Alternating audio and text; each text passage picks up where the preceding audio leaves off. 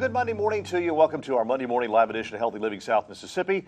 Live healthy, be healthy. I'm your host, Jim Tabor, along with Doctors Jim and Janine Fox of Doctors Nutrition, located on Cowan Road in Gulfport, just south of Pass Road. Our phone lines are 896-0713 or 800-349-0713 if you have a question regarding today's subject, which is no subject. Open line. Open line Monday. I was excited about subject. It's May 1st, the first Monday of the month we always do open line.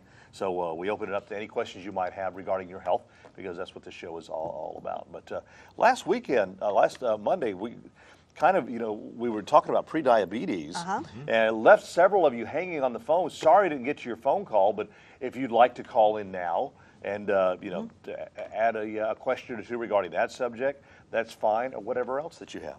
Right, yeah, it was a really big subject, obviously, because we had a lot of calls. And then we had a lot of calls later at the office. Yeah. And a lot of comments. People that came in and, well, I didn't know this or I didn't know that. So it was really obviously touched a real Well, we know it's a huge issue. It's probably one of the biggest health issues facing America today. It really is prediabetes and diabetes. I mean, type 2. Because of the American diet, which they call it SAD because it's the SAD, Standard American Diet. You got to think about that. It is sad. And it really is causing a lot of health issues. I'm kind of chuckling because my wife and I took a long weekend this past weekend, and went up Thursday. We went to New York. Yeah. And our diet was pretty sad up there, I can tell you. But up there, I mean, people are you're constantly on the move. I will say this. The misnomer that New York people are rude, no. They're some of the nicest people that you will meet. They really, really are. But yeah, I mean, up there, I mean, you're just kind of moving, eating. You're just grazing as you go along because it's a very, very busy city. Well, down here, not as busy, but man, we like to eat. Yeah, and not as good. The thing about up there, you said you're on the move. And most of the time you're walking because a car is like, oh my God, such a problem in New York. So you walk a lot. Here we don't walk that much. Here we eat more and we exercise less. Right. And people say, oh, well, I walk to and from here. I mean, it's really not much when you start looking at it. So, I mean, getting out walking is a good idea. I mean, even when you're talking about preventing diabetes and helping pre-diabetes, we talked last week that exercise. There's no doubt that exercise makes a difference in changing your diet. Yeah, just get out and walk. If you got a nice sized yard, just get out and walk around the yard for a little bit, several times or whatever. Just anything that you can do to be active outside is really good for you. We need to really increase our activity. We find that, especially as people get, you don't use the O word, but as more mature, they tend to do less. They tend to be outside less. They don't get involved in maybe just getting out, piddling around in the yard. You don't really have to do a lot sometimes. Just moving around. Anything, walk around the neighborhood. Because it definitely helps, the pre-diabetes. And even pre-diabetes, one thing we didn't even get to last week is telling actually some of the health problems associated with it. And heart disease, strokes, there's dementia, all that is linked to pre-diabetes and diabetes. And so people don't think about, it's not just, okay, my blood sugar's high, so what? It really is about the other problems that it causes and how it affects your lifestyle. Yeah, it really does, and it gets into things like, she mentioned heart disease and things like that, and that's, people just don't have a clue that what you're doing, and like I say, the A1C is kind of a misnomer because it's the numbers are off the chart a little bit. Typically, they're not going to even call you pre-diabetic till you get a 5.7 or higher. All the research is pointing to anything over 5.5, and we're starting to get the damage done to the tissues, like the nerve tissues in the feet. We see so many people come in with neuropathies in the feet. And then, we start seeing more and more people with these heart conditions, the heart disease, the blocked arteries, that kind of thing, the carotid arteries in the neck. Everything's just starting to go. Speaking of neuropathies, I just thought about, I had somebody just last week that was saying that they were told that you could not help a neuropathy once it was there. And that's not true. We did want to say, I told them the first thing you have to do, though, if you are diabetic with a neuropathy, the first thing is to control that sugar. Now, if you do not control that sugar, there's no way you're going to heal those nerves. Now, nerves are very slow to heal. There's no doubt. So it does take a little bit longer to heal, but it's not that they can't. But the first thing you got to do is control that sugar. All right. That's true. Cheryl from Helena is on the phone with us. Good morning, Cheryl. What's your question for the doctors? Yes, I'd like to know what y'all think about these beet pills they've come out with that they say give you tons of energy. Well, typically the thing that they're giving you are in the beet itself. What you're doing is getting a little bit of the nitric oxide increase. And, it's just kind of funny, but one of the products that we're having on sale this time is our Amino Flow, which, same thing, increases your nitric oxide. Now, a lot of people, think about beets and it's, and some of the natural medicine people around, if you listen to them, they'll say, well, it looks like blood, so it's going to help the blood. Well, yeah, it does through that nitric oxide induction. I don't suggest eating a lot of beets simply because of the sugar. Yeah. They have a lot of sugar in them, but beets are obviously they carry some good benefits, or at least the amino acids. And one of the things that the nitric oxide does is it vasodilates the blood vessels. Right. And anytime you have vasodilation and you have more blood flow, anytime you can increase blood flow to the body, it's going to help. So that's kind of what it is. But like I said, we do also have a product called Amino Flow that also does that. And it uses amino acids instead of beets. But, I mean, that is something that you are seeing more of because the research about the nitric oxide is out there. Yeah.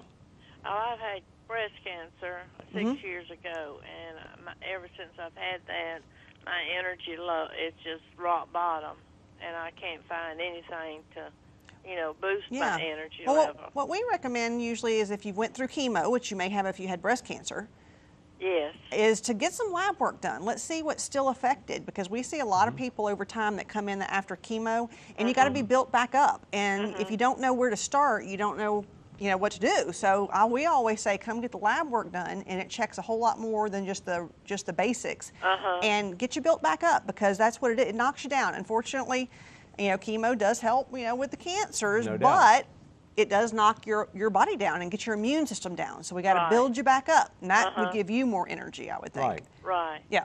Could be something as simple as B12 or vitamin D or something like that, or like she said, the immune system being a little too suppressed. All those things can be fixed. Yeah. All right. Thanks for your call. you. Thanks for your call, Cheryl. Great call. 896-0713, 800-349-0713. Our phone lines are open to you. This is Open Line Monday. We'll be right back. And welcome back to our Monday morning live edition of Healthy Living South Mississippi. Live healthy, be healthy. This is Open Line Monday, and Amanda from Biloxi is on the phone with a question for the doctors. Good morning, Amanda. Hi, how are you doing? Very well. How are you? What's your question? My question is about AFib. Okay. I have AFib, and I've been given all types of blood pressure medications and other types of medications that don't seem to control it that well. As a matter of fact, they do a sorry job of it, and I need to find out, because I have episodes that just come on. I don't have any warning. They just hit me. Yep. That's AFib. And I have the irregular heartbeat, and sometimes it's really, really painful, and it's hard to understand what I can do to get to a point where it's controllable, and past that. So if you have any feedback on that, that would be great. Oh yeah, I've had AFib myself for about 10, 12 years. Yeah. Probably about 12 years. And it runs in his family. So. Yeah, I mean, pretty much all the men in my family have it for some reason. For some reason in my family, the females don't get it. I don't know what the deal is. But anyhow, you've got it. So, the question I always ask somebody that calls about AFib, are you being seen by an electrophysiologist? I'm being seen by a heart doctor, a cardiologist. No. And electrophysiologist. And you want to go I've never seen one. Okay. You need to see an electrophysiologist, and I think we just recently, within the past year or two, we've gotten one in Gulfport. Okay. Some of us that the AFib club, you can be a member now. The dues are real low. You don't want to be a member, actually. The dues are real low, but and we don't have meetings, but what the heck. Right. But there are a lot of people go to. There's some electrophysiologists in Mobile, and I got hooked up years ago with one in New Orleans. But now we have one here on the coast, which is really good. So Dr. Owens, I believe his name is, and super thing to do, because the regular cardiologist, Yeah, they deal with the heart, but the electrophysiologist deals with the electrical system of the heart specifically, and that's what you got a problem with. It's Right. not a plumbing problem, you know. It's an electrical problem. So, you know, I mean, if you're at home and your hot water heater goes out, you call a plumber. Right. Unless it's an electric hot water heater, then you might have to call an electrician. Well, in your case, you're going to that seems to make a lot of sense. yeah, exactly. you're gonna have to find you an electrician for the heart. Now there are things, just, you know, I've lived with him for A few years. We've been together 24 years, but with his AFib, and there are things that make a difference. So let me Yes. tell you some of those that make a difference. There's no doubt alcohol triggers AFib. Right. So there is things, certain foods, and everybody might be different on which ones. Getting really tired tends to trigger it. Stress tends to trigger it. Right. So you want to stay away from the stressors as much as possible. Now, even then, we find minerals make a big difference. If he goes outside and works in the garden a lot and sweats a lot, it'll trigger it because he's losing minerals. So a multi-mineral does make a difference. So it might not fix it, but it might actually help. Might help. And Fish another oils, I heard, also help a little bit as well. The what?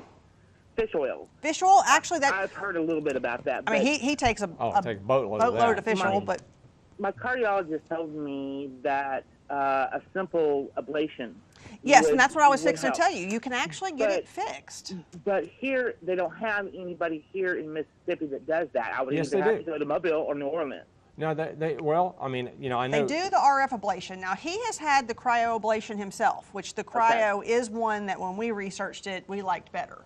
It's the freezing And it rather now than burning it did you know. completely stop his AFib for 3 years.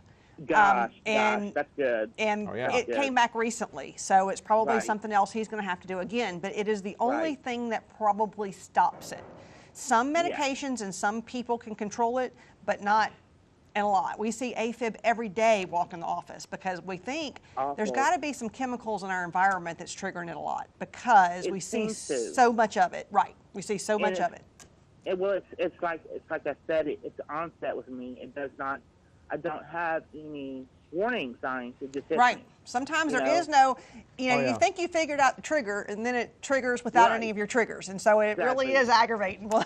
Yeah, It's very exact. You know, and I usually can mentally turn it off. You know, if I Yeah. relax and talk to myself and say it's going to be okay, sweetheart. Yeah. You know, or whatever it is that's happening at that particular moment. And a lot of times it does help, but past a certain point, then I end up going to the hospital. Yeah. Yeah, you know, And and that's ER. one of the problems that you run into, Amanda. You know, but there are some very specific drugs for AFib, Yes. and you know, so when you think about AFib, you know, there's a certain class of drugs, and Right. and your regular cardiologist a lot of times don't want to go there because whoever gives you that drug really has to pay attention to you. Right, they And do. so, you know, that's where the electrophysiologists come in. I'm going to because- look into that. Yeah, look Yeah. into Look that. into And then that. another thing that we have found is that the thyroid has to be almost too much thyroid makes it worse, Oh, too yeah. little thyroid makes it worse. So getting the thyroid perfect is also what we found part of controlling a lot of people's, and not It is. everybody. So it's just something that you have to check and see. I know mine's real critical with thyroid, you know, and sometimes you look at my thyroid and the numbers look okay, but I'm still having the episodes. And, you know, the big thing that, you know, of course, you go to your cardiologist, they always ask you have shortness of breath. Well, heck yeah, if you've got AFib, when it hits, you got shortness of breath. That's just part of it. And so that's one of the big things that AFib can do for you. I mean, it can literally stop you in your tracks because when that heart's just fluttering, and that's what it is the atrium or the top part of the heart goes into kind of a fibrillation or flutter. And there's actually AFib and then there's a flutter. The atrium can actually flutter, and when it goes into flutter, it's not beating at all. I mean, it's not pumping blood whatsoever. And at that point, you know, you're going to stop whatever you're doing. And so it can have a really... Well, that was going to be my question. What are some of the symptoms of AFib, and Well, what does it do to you? I mean, the shortness of breath can do it. Yeah. Lightheadedness, dizziness.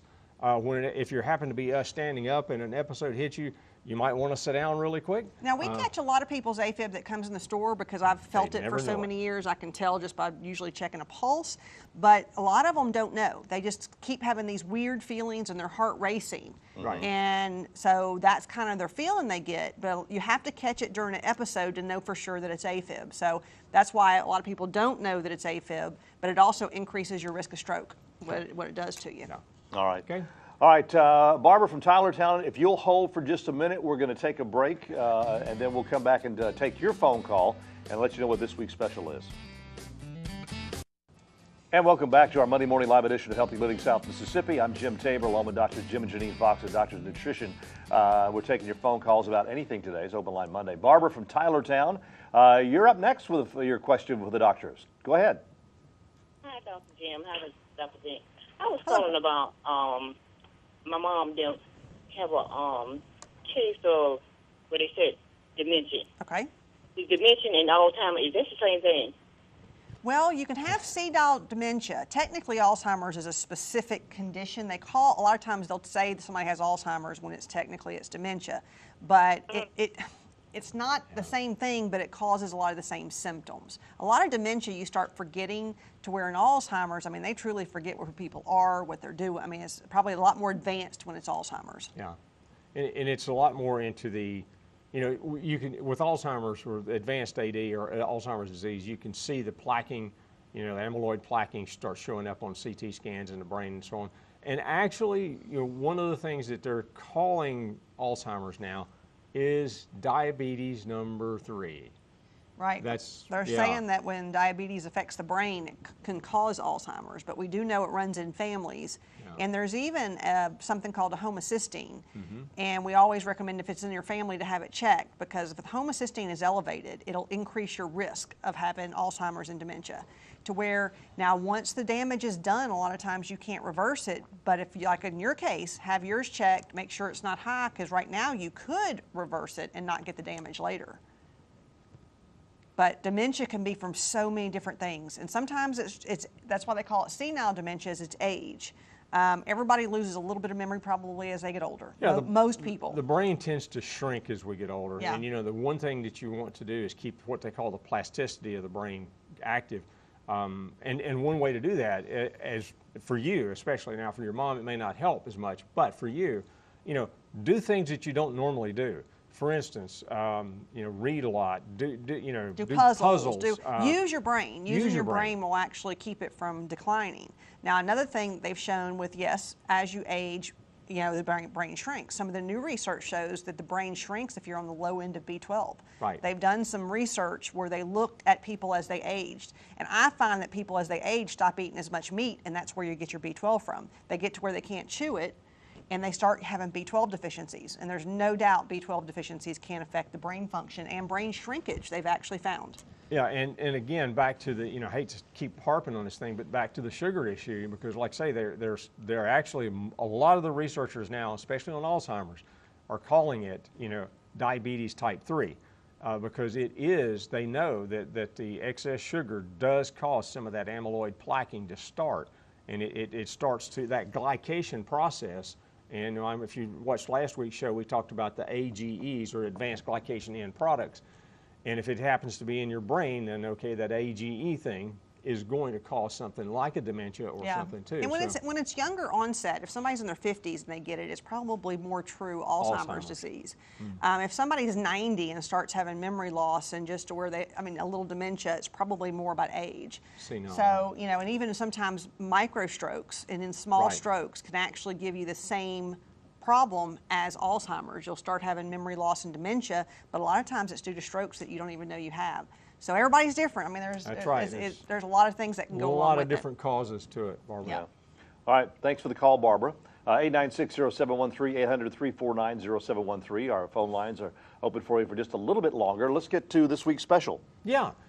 Actually, the one caller mentioned something about it, about the beets. We use a product called AminoFlow, and it's basically for that nitric oxide production, and it uses basically 2 big amino acids, the L-arginine, which is a fast-acting nitric oxide producer, and then citrulline.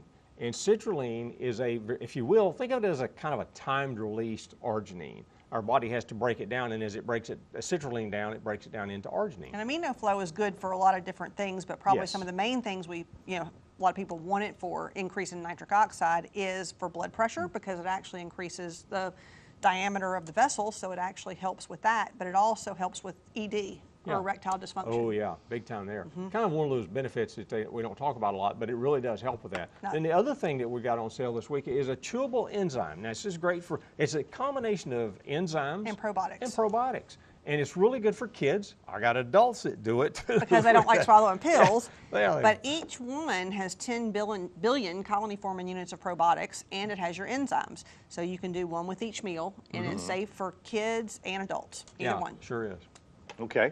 And of course, the doctors are open there at Doctor's Nutrition Monday through Friday from, you got the crew in there 10. earlier now for taking. Well, Well, they're in just there to do lab work, to but do the lab doctors work. aren't Yeah. available till 10. That's so right. the doctors are available from 10 to 5:30, Monday through Friday. Yeah. We're there Monday, Tuesday, and Thursdays. And Dr. Bull is there Monday through Friday. Okay, and they're also there with, the doctors aren't there. No doctors are there on Saturday from Refills, 11 to 2. yeah. For refills, things like that. Refills, if you know what you need, Right. the store is open. You can run by and pick it up. But we have a little bit of time left. If you have a question, 896-0713 or 800-349-0713. And just, a lot of the different things that we talk about, a lot of it, one of the things behind it is the diet.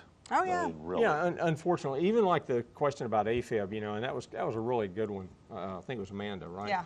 And they called in about that one, and it's, you never know those triggers. I mean, you like say we mentioned things like alcohol. Certain alcohol will do it, More for than instance. others. I mean, Yeah. it's just everybody's different. Everybody's on different. What it affects Yeah. them. So everybody with AFib just has to kind of Yeah. see what triggers them. But it Some is- people caffeine trigger it. Yeah. So I Doesn't- mean, it doesn't mind, just but- depends. Yeah. Yeah. No, that'd be bad. Yeah. Exactly. have Gotta that- have your caffeine in the morning. I gotta have that caffeine. That's right. Yeah. But we are seeing AFib as a bigger problem, and it's got to be something in society. I'm sure a lot of it has to do with stress. Stress definitely. Oh, triggers there's it. no That's doubt one of the that big things stress- there. There's Yeah. no doubt. I think stress is bad for everything. I mean, we've had shows before on Talked about how stress. stress will kill you. I do And think if you're in a stressful job situation or whatever, the best Yeah. thing to do is because stress. stress increases the You know. cortisol, stress increases the blood pressure. Yeah. It decreases your blood flow because it vasoconstricts. We talked about things being vasodilating. Stress is known to shut down the vessels, and so it vasoconstricts. A lot of people don't realize you can actually have a vasoconstriction heart attack without a blockage. You can actually cut off blood flow from the vessels closing down so much due to stress, and you don't even have to have a blockage. No. So that's stress what- can or do a even- lot of things to you. It really can. It's really time yeah. to take up yoga or something like that. That's a you good know, idea. uh, Or a that's, punching bag. Or a punching bag. Oh, that works real well. Yeah. Even, I mean, diet change, like we talk about all the time, diet change even helps anxiety. Mm-hmm. So all the sugar that people are getting, I think, is actually, what it does is sugar is really not good for the adrenal glands. Right. And the adrenal glands are one of the glands that helps control the stress response. And so lots of sugar is really bad for it. And Yeah. so it makes you not handle stress as well. And so it's like a snowball effect. Well, and overall, I mean, a lot of it comes down to a lifestyle change. It does. It really Yeah. does. And you'd be surprised if you make some of those changes. I mean, they don't have to be so dramatic. you'll feel better. But you'll be surprised, really, how better you will feel in the long run. But then again, if you really like to get some questions answered about some issues you might be having, best thing to do is go over and visit the doctors. Yeah. You don't need an appointment. There's no charge for a consultation. And let them sit down and be sure if you have any type of blood work or medical records or anything that you can take with Just you bring as them far in as the with you. medication. Bring them in with you.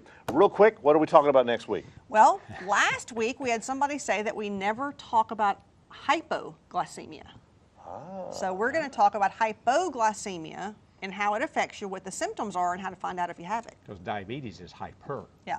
Hyper and hypo. So we're we're going to gonna talk talk about about hypo because somebody last week said we never mention it. See, it's all it's about is educating you on how to live a better lifestyle. That's Hey, right. have yourself a great week, and we'll see you next Monday.